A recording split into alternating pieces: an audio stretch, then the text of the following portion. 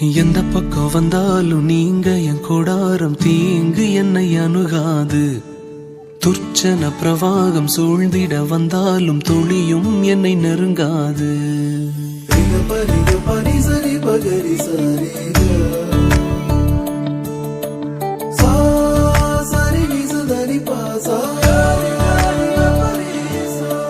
எந்த பக்கம் வந்தாலும் நீங்க என் கூடாரம் தீங்கு என்னை அணுகாது.